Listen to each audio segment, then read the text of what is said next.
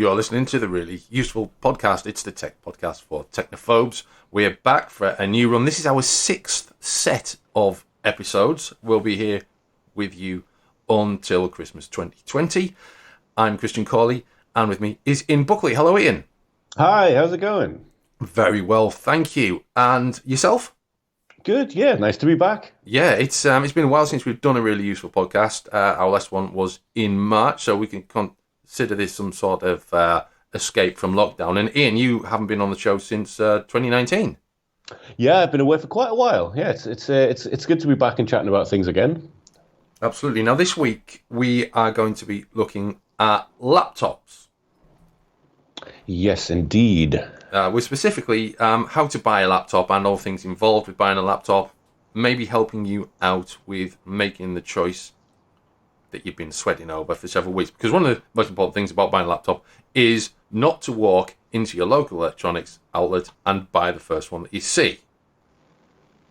Yeah, that's a very, very good that's a very good piece of advice for multiple reasons. Now, I think both of us have recently bought a laptop, haven't we?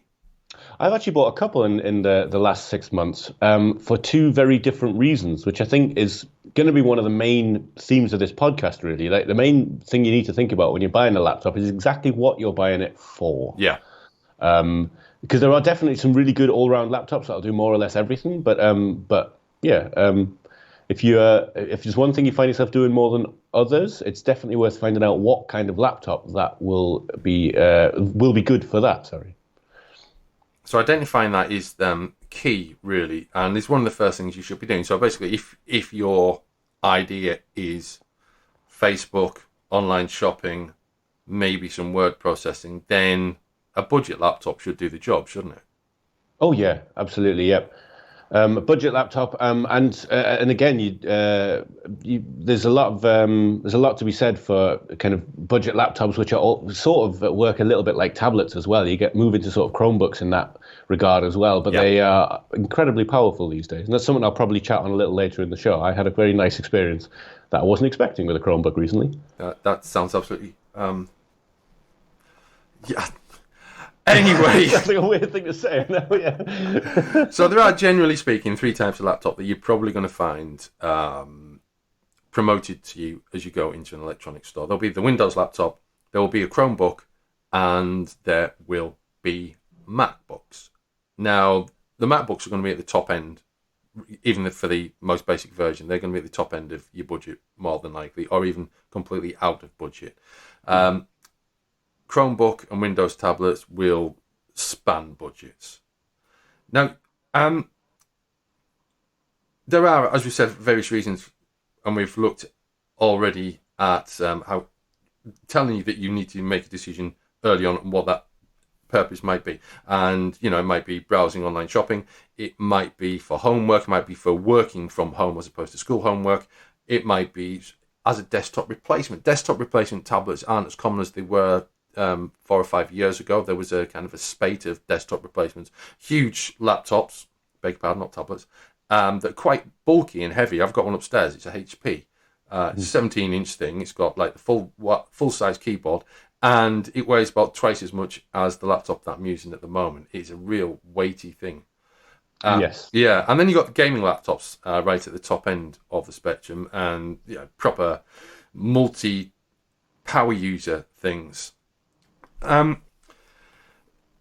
It can be complicated, and just going for the cheapest thing isn't necessarily going to give you the result that you want. So that's why it is important to understand exactly how you're going to be using it. If you want to be playing brand new games, then a $200 laptop isn't going to do the job. On the other hand, if you're just browsing the web, maybe sending emails, then spending $1,000 on a laptop, that's also a mistake. Sure, yeah. Now you've looked at this is good for this sort of like time of year that we're recording this podcast, in the back to school period. You've looked at some laptops for programming and coding, which would be a useful discussion for anyone going to college and doing sort of maths, programming, coding topics. Absolutely, yeah. And I wrote a guide some time ago on laptops that are good for coding. But even within that guide, the same caveat exists that we just talked about, which is it's all about kind of what you're doing it for. So a lot of people these days, if they are going into learning how to code, it seems to broadly there's kind of a couple of categories. You get people who are doing kind of general computer science, and a lot more these days you get people who might be taking online courses to learn how to do web development and things like that. Yeah. And I always sort of advise getting something with a decent amount of power to it. And part of the reason behind that is because even on really decent computers, I'm recording this on my desktop computer, which is pretty powerful. I use it for video editing and playing games and all sorts. If you're using a web browser and you have a lot of tabs open, it will be using a lot of memory. And even this computer, if I go a little bit too far, and if I'm trying to do stuff in the background with JavaScript that I don't quite understand and using up a lot of memory, it will start to slow down quite significantly. So while getting a really fast computer, and people might talk to you about how fast the processor is and all that kind of stuff, thinking about how much RAM you might need is something that is equally as important, I would say, as a processor. And this is the kind of stuff that if you do walk into a shop and just try and buy a laptop, the person in the shop might kind of try and say, oh, well, this has more of this and more of that. And that's why maybe knowing that in advance would be a good thing. But yeah, for me, I still stand largely with what I said on that article, which is there are some just generally fantastic all-round machines. The updated version of the Dell XPS 13 is certainly a slightly higher cost laptop, but it's an all-round fantastic laptop, which will be happy whether you have Windows or decide to stick something like Linux on it. Yeah. Now, speaking of that, I mean, Linux is for many people is an option that sounds way too complicated, despite the fact that these days it's just as easy as any other operating system. What is the cheapest laptop you've ever used? I think the cheapest one I used on a day-to-day basis was a Chromebook that was given to me by a friend. And I think the cost of it was £180. So I'm not sure what that would be in the conversion. But it was the very bottom line Asus Chromebook. And it's funny because I was only using it for very basic stuff. I was using it for sending emails and for writing and stuff like that. And I found that even with my light use of it, it still was a little sluggish and actually a little hard to use, amazingly, even though you're still spending what is a fair chunk of money to some folks, you know. But the cheapest laptop, I'd say yes, about £180. What about yourself? The cheapest one I've used, I didn't buy it, was for review, and I was absolutely knocked over by how good it was the Pinebook. Ah, yes, the Pinebook and Pine Phone and Pine 64 do some really, really interesting things with Linux, Yeah. It's lightweight, it's 1.26 kilograms, it's got 6 hours of battery, webcam isn't great, 0.3 megapixel, but you're probably not going to spend, wait for it, £100 or $100 on a laptop and expect a decent webcam on it. But that's astonishing. Yeah, it is amazing. Now, it's not going to run every piece of software because it is an ARM processor, so there's going to be sort of 32-bit and 64-bit Intel-based processor stuff that isn't going to run on it. So standard Linux software might not run on it, but there's a vast amount of ARM-based software for Linux these days, thanks to the Raspberry Pi. So basically, pretty much anything that runs on the Raspberry Pi will run on the Pinebook, and it's just for the topic of that was just the subtopic of programming and development. It's a perfect low-budget option for any student. I think it's a fantastic little computer. It absolutely is, and funnily enough, as I sort of mysteriously said towards the start of the show about having had a very nice experience with the Chromebook recently, I think that's exactly what happened with me. I was working on a writing job towards the end of last year, and the ThinkPad, which I had had for years, which I love, it's not a particularly powerful one, but again, this is something that you might discover when you start looking into laptops, is that people are very passionate about ThinkPads.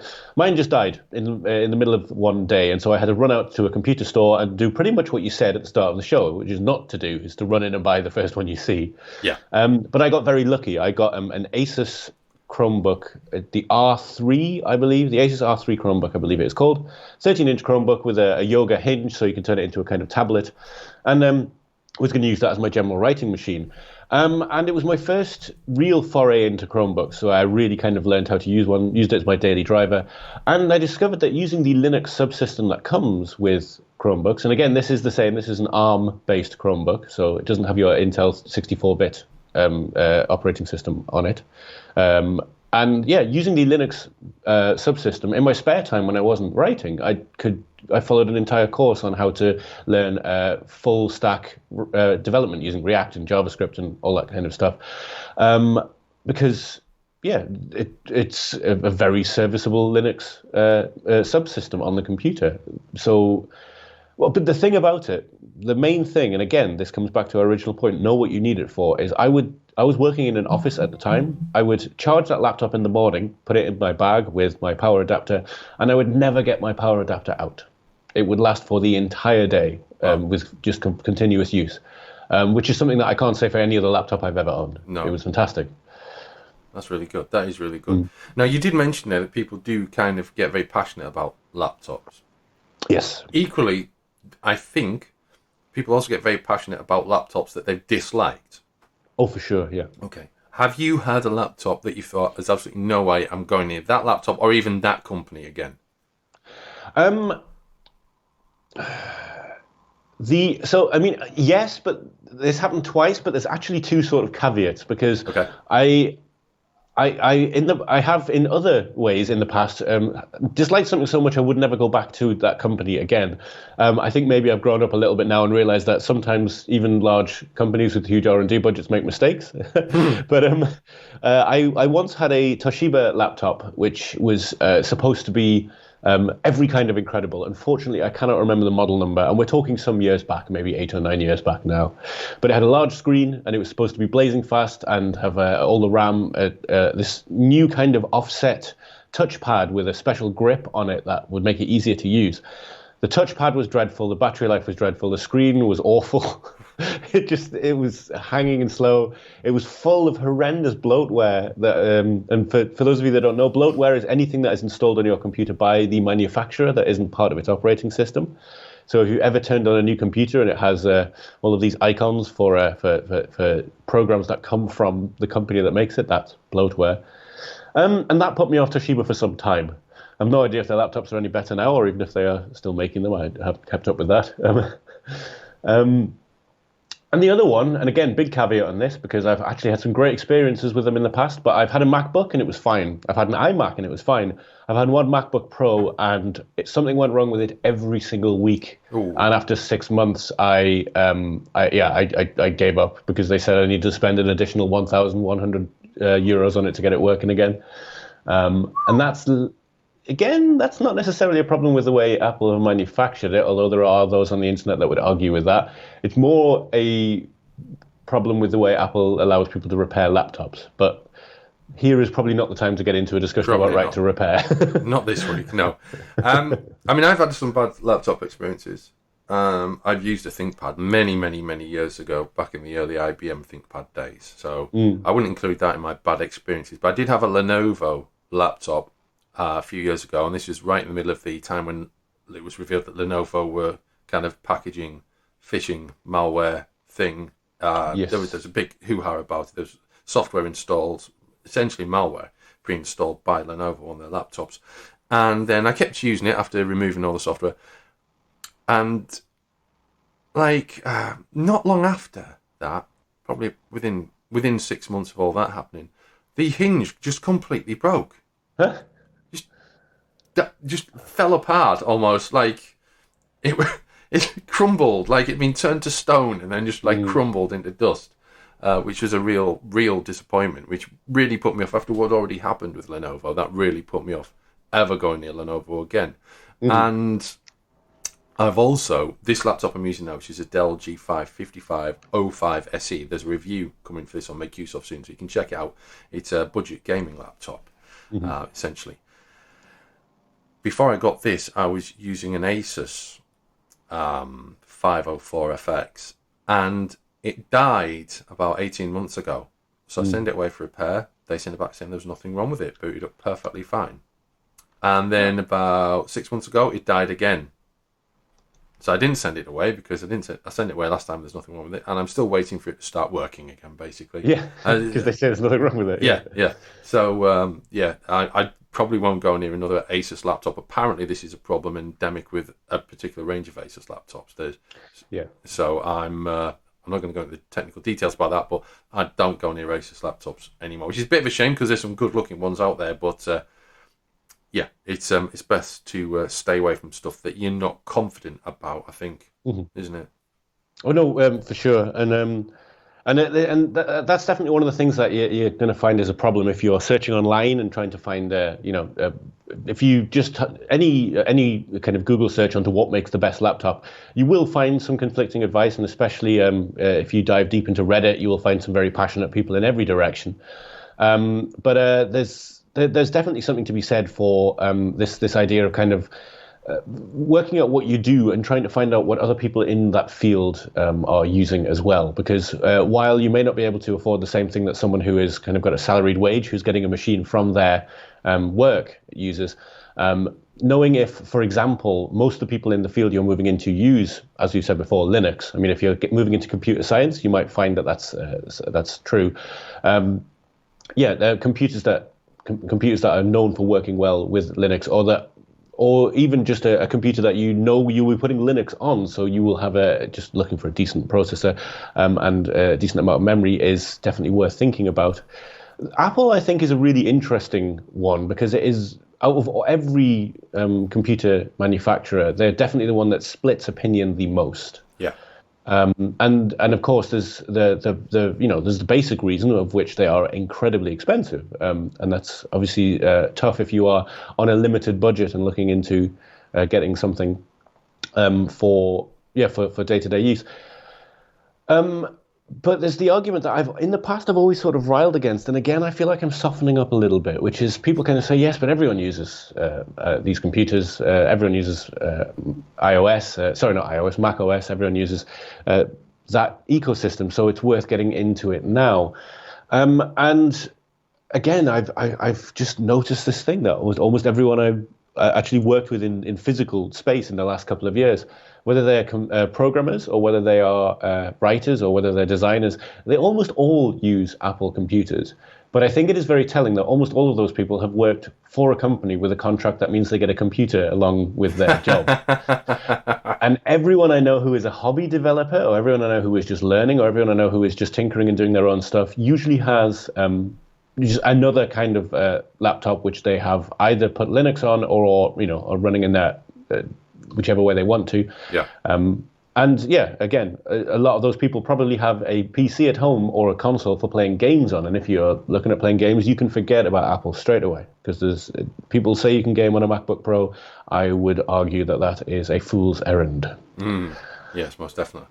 I'll tell you what we'll do. We'll do this.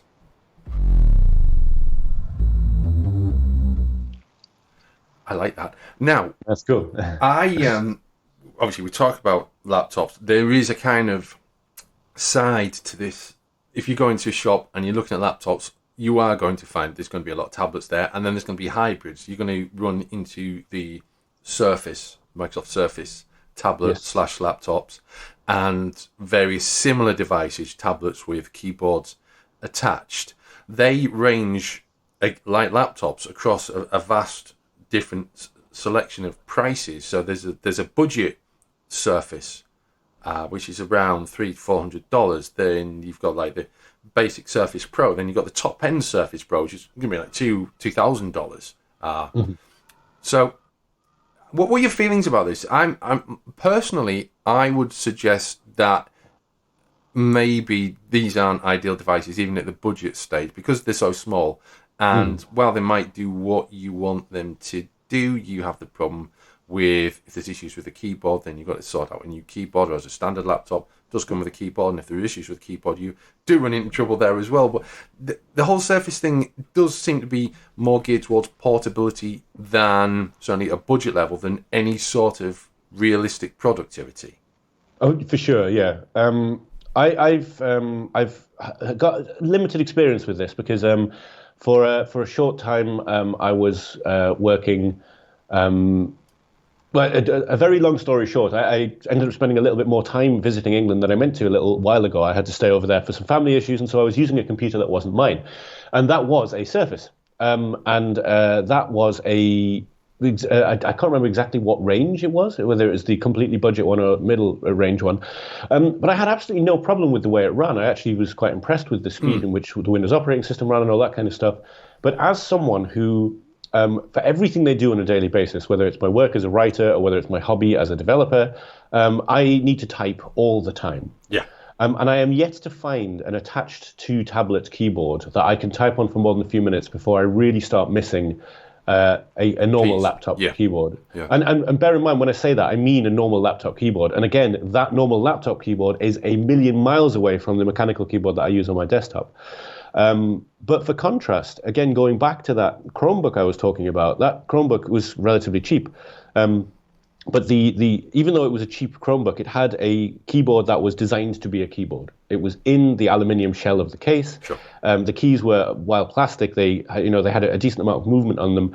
Whereas most of these kind of fold-out keyboards, to me, feel a little bit like the kind of putting something which is almost like a protective casing for the tablet screen over some keyboard switches. Yeah.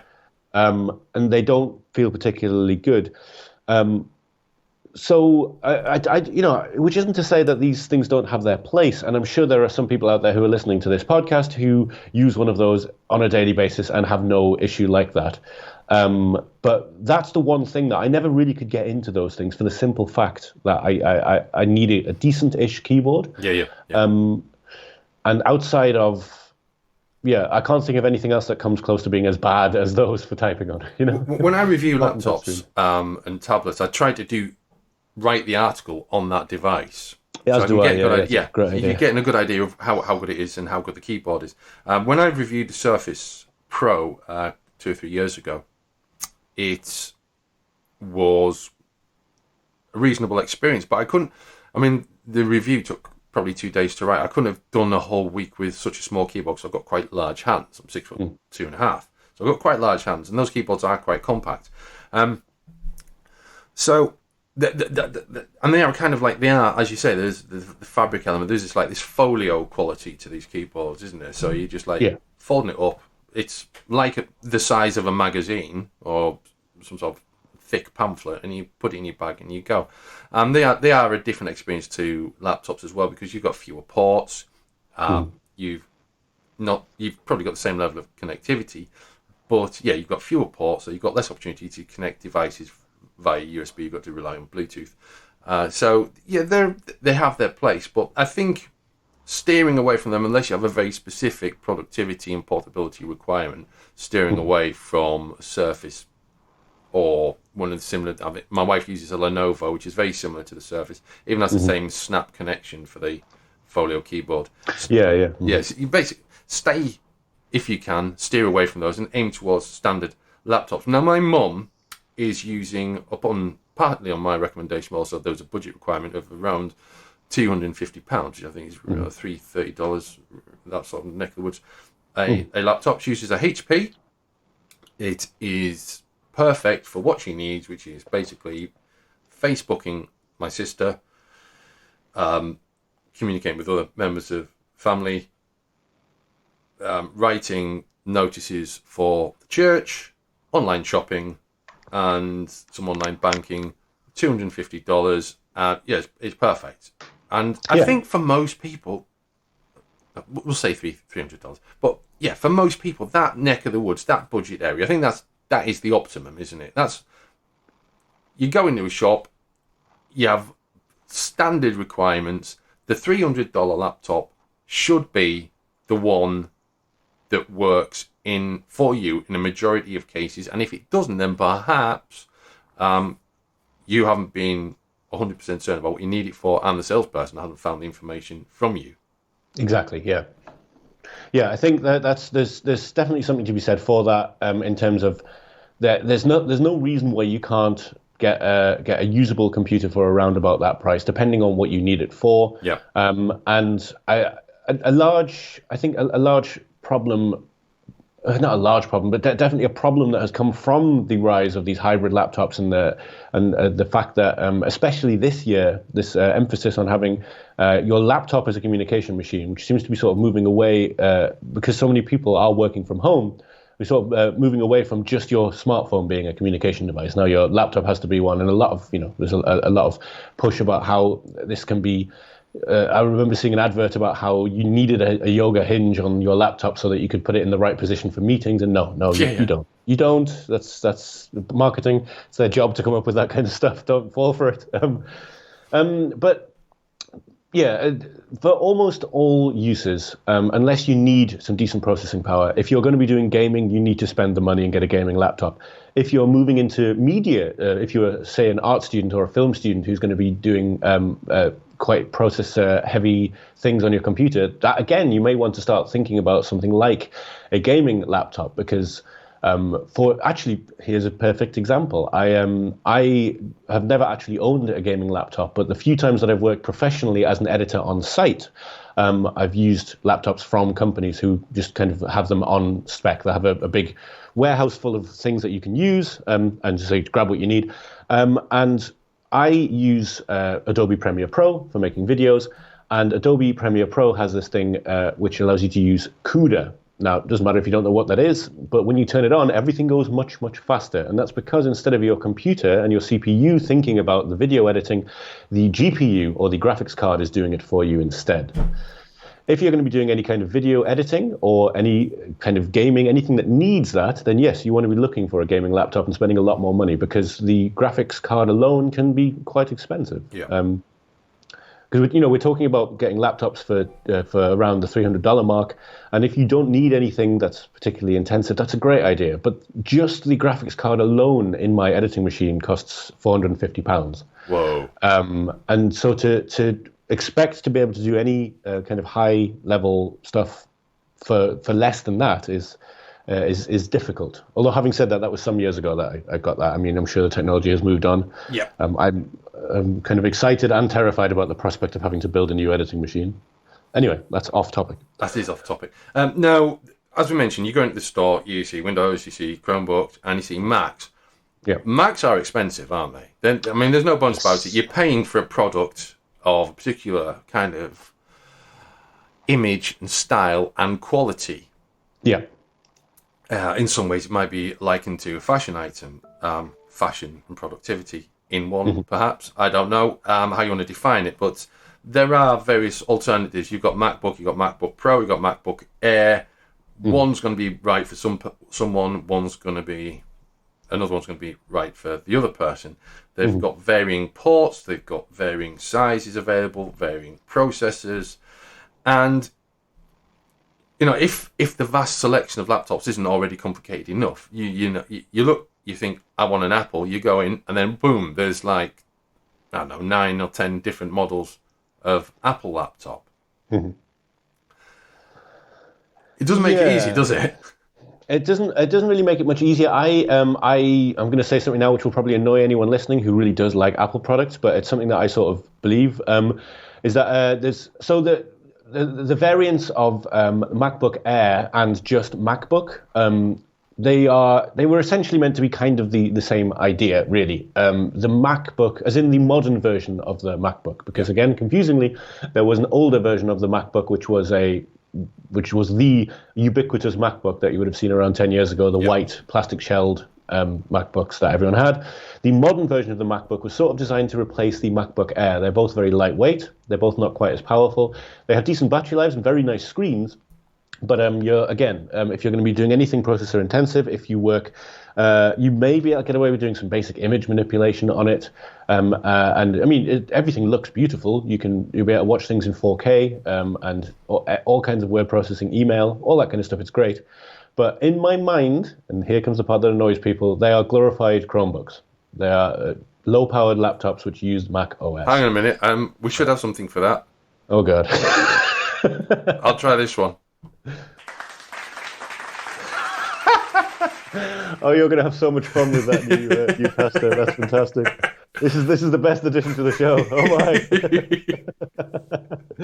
So yeah, having dropped that semi bombshell, the other side of it, which might be my redeeming thing, is there are a lot of people that say that MacBook Pros are no good for power users, and I did say that gaming on a MacBook Pro is a non-starter. I still believe that is true. I have in my time, not with the most recent ones, but several times over the years when I'm doing freelance jobs for people, I've had to, in a quick spot, kind of check footage or edit footage or grab a piece of footage and put some kind of filter on it. Because I used to work a lot with projections and things that needed to be projected large on buildings, changed very quickly. I've used MacBook Pros in the field for video editing, and I've had a very good time, and it has not been too much of a problem. My opinion, for what it is worth, not very much, is if you can afford to get a very high-level MacBook Pro laptop, you will have a good time. Not if it goes wrong, because you'll have to take it to Apple to get it fixed, and that's a whole thing in and of itself. But they are very, very high-quality laptops. As a personal opinion, as someone who has used various operating systems over the years, unless I was locked to Mac OS for a job, I would take the money I would spend on a MacBook Pro, I would get an incredibly nice laptop, and I'd go on a short holiday instead. Yes. That's probably what I would do. Yeah, just get a nice Windows laptop. You can put Linux on it, and as far as I'm concerned, even if I was to get not a gaming laptop, but just a sort of high end. Again, I quite like ThinkPads. If it's got like an X1 Carbon or something, I'd still have enough money left over for a nice weekend break into south of Germany somewhere. Sounds nice. Mm-hmm. Okay. Yeah, we'll do this again. Now, we have mentioned gaming laptops quite a lot, and that is, I mean, a lot of people are looking for gaming laptops, and there are different standards of gaming laptops. And for sure. I think, I mean, a general rule of thumb is if you're looking for something that's kind of console level gaming, then first, maybe get a console. Second, you're not going to get it for under $1,000. You're going to be looking at an Alienware, and they start at about $1,500. The computer I'm using, the Dell G55505 SE, I think it is. This will do gaming. It will do games from 2 or 3 years ago at almost full settings, and it will play fantastically. But brand new games will have to be on much lower settings, and it does the job. But it's probably not. If you just want to play the games, then it's perfect. If you're the hardcore gamer who needs the full FPS, the full hertz, the full, everything, graphics on full, lighting, shading, everything, then this isn't the device for you. You need to be you need to be looking at the big Alienwares, which are also by Dell, which is it's nice that Dell are kind of sharing some of the graphics tech with the lower systems.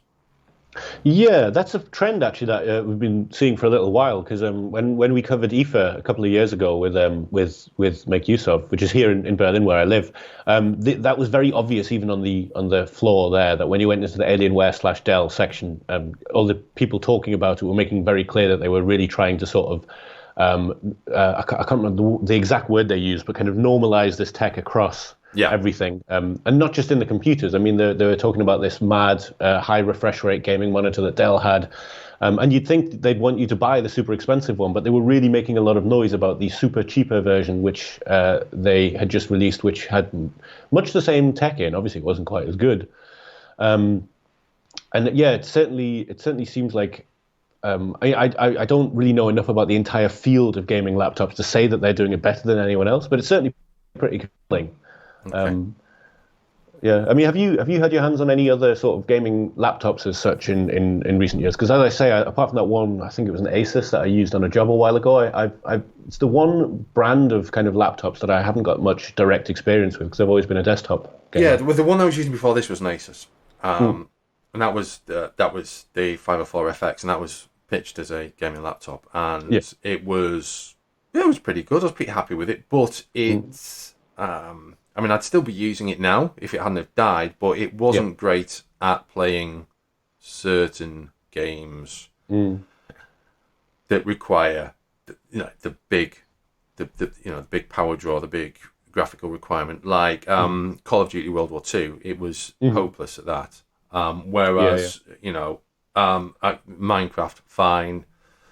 PUBG, fine. And, this is one of the things about gaming laptops, isn't it? A lot of people have started paying a lot of money for playing relatively basic games. There's no need to spend like $1,200 on a laptop if you're just going to be playing Minecraft or PUBG or Fortnite or whatever. Those games will run perfectly well on a mid-range and even some budget laptops. You don't need to be, throwing money at a laptop.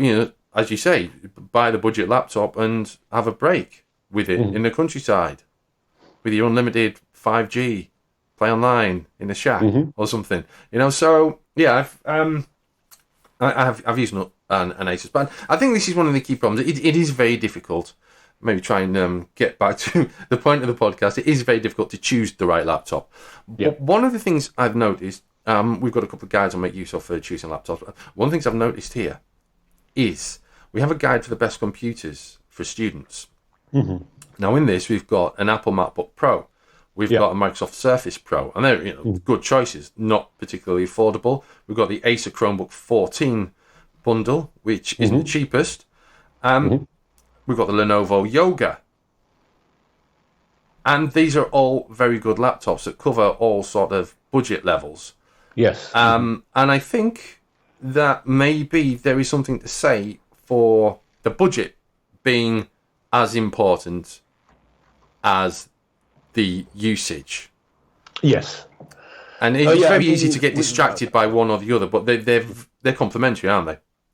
It really is, and it's. I feel like in tech, it's very easy to forget the age-old thing, which is when you are looking to get something, first work out how much you're willing to spend before actually looking at what you want to get. Yeah. If you work out your budget, if you think you are going to be able to sink kind of $1,000 or even $2,000 or pound equivalent into a laptop, then yes, it is worth maybe thinking about things like MacBook Pros and things like that.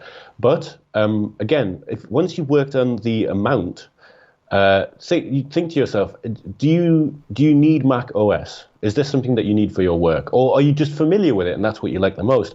Or is this something that, like we said before, there is definitely a certain element of MacBooks just being the thing to have, and especially if you're someone who is using it for communication with other people and you want to be using all the same software and things like that. It's less important these days as everything runs on every platform, but I can understand that being in your mind. But spending just a couple of minutes to maybe learn what some of the terms mean. In terms of kind of processes and learn what it means, the difference between, for example, an SSD, which is a solid state hard drive, and an HDD. Have I got that right? Just hard disk drive. Yeah, HDD. Things like that. You can quite quickly kind of see that there are equivalent laptops which are definitely as powerful, which would cost significantly less. Yeah. If you go into it with budget in mind and then sort of really think about what you need, that's the best way to start it, because then at least you're starting to think more about what you need rather than just kind of hoping that someone will tell you what you should get. Yeah, I think research is key, isn't it? You can go into the store, you can look at the laptops, you can check the specifications of each laptop. It's a good idea to not let yourself be crowded by the sales assistant at that point. Find one that you're interested in. Find one that looks like it'll do what you want to do and looks relatively nice. Go home. Research it. Find it on Amazon. Find reviews for it on Amazon. Find reviews for it on the retailer that you're buying it from. Make sure it's what you want. Make sure it does what you need it to do. Learn some of the terms. For instance, if you see a laptop with an Intel Celeron or an Intel Atom chip, it's not going to be a top-end workhorse. It's not going to give you perhaps results that you'd expect from a work computer, maybe. And you basically take your time to research it as you would if you were buying a car. Hopefully that's what you do if you're buying a car. Please tell me that's what you do if you're buying a car. Don't just go out and buy a car. Spend some time on it. I just spent 6 months buying a car, mate. So, take your time. Find the one that suits you. Do your research. Understand what it is you're buying, what it can do, what it can't do, and know what your budget is, and go from there. Absolutely. Yeah, this podcast could go on for several hours. We could try and cover every single part, but what Christian has just said is the truth. And one thing that I have been doing for some time now, which I think is the simplest trick, but it is a very good one, which is when you find a laptop that you think you like the look of, open your favorite search engine, type the name of the laptop, and then type versus or VS. And you will get a load of suggestions for people who have compared one laptop to another, and you'll find a load of opinions, and most of those opinions will also have in them the kind of thing you would likely use it for. And it is a great starting point for finding different opinions about different laptops and about what might be good or not good for the laptop you're looking at. That's an excellent tip. We will include some show notes below this for you to read further on make use of. But that wraps up this brand new edition of the Really Useful Podcast from makeuseof.com from Ian Buckley and myself, Christian Cawley. It's goodbye. Take care. Bye-bye.